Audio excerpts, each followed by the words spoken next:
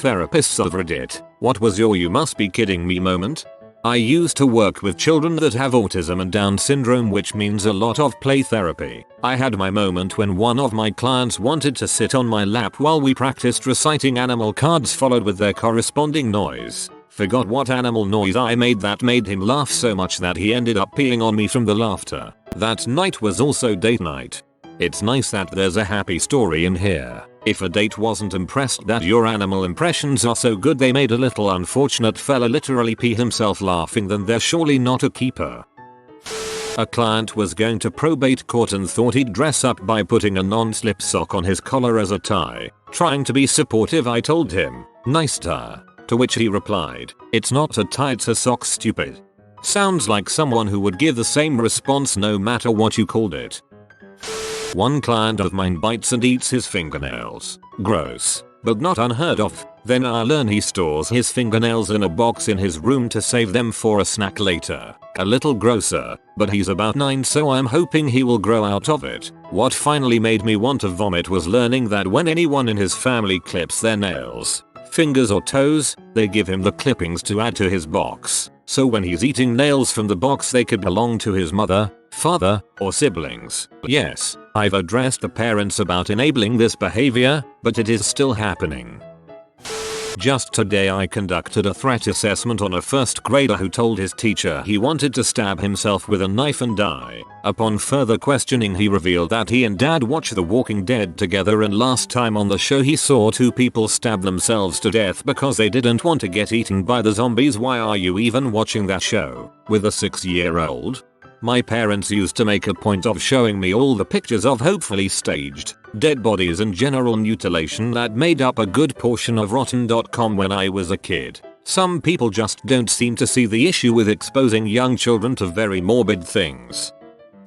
Saddest WTF moment. Saw a woman who presented for anxiety in the emergency room. Interviewed her and found out what was making her anxious. The listening devices that had been placed around her home by the government. The lady had psychosis, possibly related to her recent pregnancy, although that part was not certain. And she had 2 small children and had been going more and more quietly psychotic. And her husband hadn't noticed. Very painful situation, but I'm glad we got her help. Funniest WTF moment. Also from my experience, a guy who was high on a cocktail of substances ran into a staff area, took the fire extinguisher off the wall and started filling the hallway with it, and then started shouting the lyrics to Sympathy for the Devil. It upset another patient who was waiting admission for schizophrenia, and he freaked out and started saying Satan, Satan is here, and tried to run out of the front doors. It's the most chaotic situation I've ever been a part of.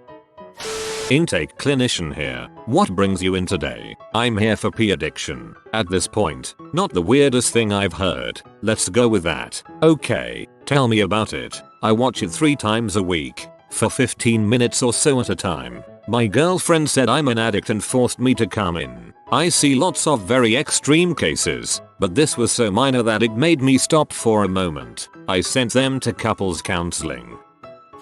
Had a client who we found out was storing his own crap under his bed. He would then eat his crap for a snack. I am done for today. I will sleep now.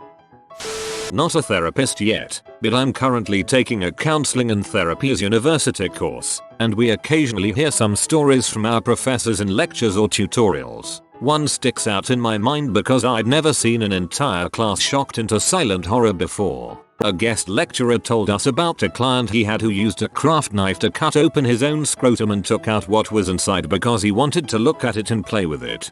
Oh. One that sticks out in my mind was a mother that brought in her 5-year-old for therapy because she was into Disney princesses, which are clearly sexual, and since a 5-year-old is non-sexual, this must clearly mean she's being sexually abused by a close family member. I've also worked with countless couples who have come to counseling for adultery, wherein adultery equals P. One client even became suicidal because she caught her husband jerking off after not having sex with him for months. I know everyone has different values, but come on, y'all. This recently happened to me. I have a client who is a daily methadone doser. During our last session he complained of sleep issues. Delving into this new issue, he described his solution to me. He saves his spit in a jar to drink at night when he is unable to sleep. Saves his spit in a jar to drink later.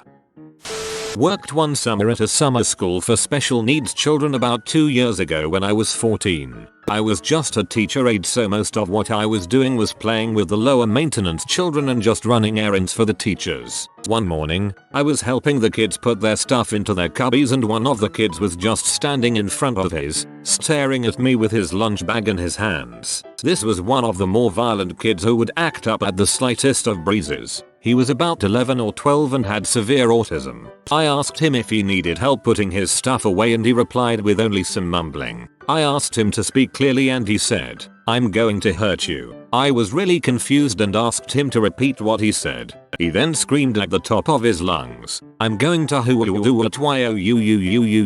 and swung his lunchbox straight for my head. Luckily, I kinda expected this kind of thing to happen, so I was ready to duck, and he missed. I was not allowed to even touch any of the students because I was not trained to restrain them. So until the teachers got him under control, all I could do was run around the classroom as he chased me until the teachers got him under control. Once the teachers restrained him, he was under control within about 10 or 15 minutes. When the teacher asked him why he did what he did, he said that he was angry because his dad didn't bring him to Denny's that morning. I was assaulted because a kid didn't get to go to Denny's. You almost got the grand slam yourself. I'm a speech therapist. That counts, right? And I see this little kindergarten who also has massive behavior issues. We are working on language and pragmatics because he enjoys calling people stupid freaking B and little dirty W and goddamn disgraces, most likely for attention. He will walk around the room calling me a stupid B, a smelly C, and repeating the word frick until he runs out of breath just to see if he can get a reaction from me. I would work on articulation with him because he doesn't actually say those words correctly, but I figured best to work on that later after I've got the swearing and name calling down to a minimum. I was working surveillance one night at a psych ward, keeping a close watch on a mentally ill patient. Right before my shift started, I was briefed that the patient had started eating one of the light bulbs and attacked a nurse. At around 5 AM he woke up and saw me waiting there at the end of his bed. I said good morning and he didn't reply. About 15 minutes of silence went by before he stood up and stared out the window and said, "A person is most vulnerable while taking a crap." I didn't sit back down for the rest of my shift. I'm a therapist and have a few of these stories, but this story was actually told to me by a therapist friend of mine. He said that he was working in a mental hospital a few years ago, and he and other staff heard a loud scream from down the hall. They ran to go check it out, and got to a patient's room to see blood all over his face and hand and realized he had torn his own eyeball out. They tried to defuse the situation and start looking around for the eyeball. They couldn't find it. He had eaten his own eyeball. Not so much "are you kidding me" and more "what the frick." Have a master's in clinical psychology and currently working towards my doctorate. I laughed reading this question because I feel like I have at least one of those moments per day at my clinic rotations, regardless of type of setting. One that stood out the most was when I was working a camp for children with various psychological disorders, most with some sort of behavioral concerns. The girl I was paired with had a history of aggressive and violent tendencies. We went the whole day without any problems. That was until we were doing some group physical activity to wind down and focus before leaving for the day. She didn't like that this meant no longer playing with a certain toy, so she took off her shoe and threw at the little boy in front of her. He had autism and immediately started crying and screaming. While someone helped him, I turned to the girl to explain to her what she did was wrong. As I turned towards her, she punched me square in the face, then grabbed a hold of my hair, managed to pull out a good chunk. I'm about 5'1", and this girl was maybe 1 or 2 inches shorter than me and had about 20 pounds on me. Despite being 9 years old, trying to get a safe physical restraint was difficult and comical to say the least. Finally got some help from other staff and we were able to calm her down after about 15 minutes. The kicker was when we told her mom what happened. She basically dismissed the entire thing and laughed about it. So frustrating because you just know this kind of thing is reinforced at home as there is no punishment. The girl then starts hitting her mom, who grabs and holds down her arms. The little girl laughs, looks at me and the other staff member, and says, Ugh, a little help over here. Are you going to let her do this to me? She's hurting my arm. I went home and did this weird laugh cry for a few hours. Luckily you learn pretty quickly not to take things personally and move on. So things were back to normal the next day. I do occasionally look back at that day just baffled at how quickly that whole situation escalated. Most of the other moments that come to mind involve poop in some capacity. My client told me his family didn't appreciate his interest in guns, to which he proceeded to tell me he is always carrying. He then places his gun on the table in front of me and asked if it made me nervous. It did, but we focused more about why he wanted to know if I was nervous, and it brought it back around to his family. From then on, I made sure to always have access to a door and never put the client between the door and myself again, just to be safe. I provided therapeutic counseling rehabilitation services for people with brain injuries. At a family conference, I was trying to explain to the family that they needed to accept their son brother as he was in the moment and that he was not going to get much better than he was. They were being unkind to him, calling him stupid, etc., and generally being the worst version of family support imaginable. The family said they would never accept him as he was and demanded that I arrange a brain transplant for him so that he could go back to the way he was before the accident. I didn't react, but my student lost it and started laughing uncontrollably. She had to leave the room. The family was outraged at her and demanded to know why she laughed at them. I literally had to explain that 1. Brain transplants are not possible, and 2. If a brain transplant were possible, that would mean putting a different person into their son's body. They didn't grasp this and insisted I could do it if I wasn't too lazy to do my job. I felt so bad for that poor young man.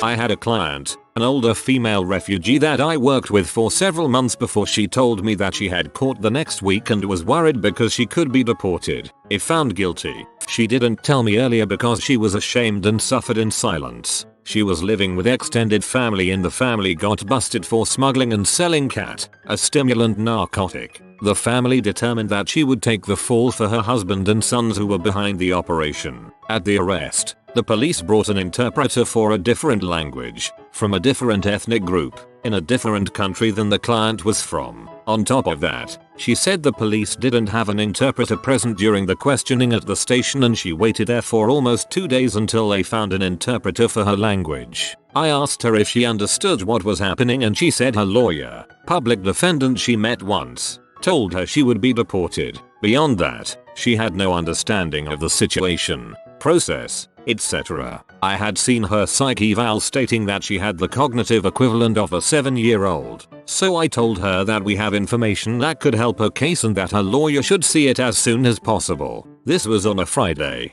Court was on Wednesday and the client didn't know the name or any information about her public defender. We got a friend to help her collect the information. The client brought it to me on Monday, signed the Roy. Lawyer called me back that afternoon saying they've got nothing to help this poor woman even though the case seems completely set up. I told the lawyer that we've got a whole bunch of insight and data and records that will get the charges dropped. I didn't work Tuesdays and was going nuts worrying and hoping everything would get to where it needs to and in the hands of the people who need to see it. On Wednesday, news from court comes that all charges were dropped. I used to get all kinds of sprung on me at the last minute, then have to perform all kinds of bureaucratic trapeze maneuvers to alter the outcome of high stakes situations. I wrote so many letters. I was hired to be a mental health provider, but I ended up doing tons of case management because nobody else wanted to.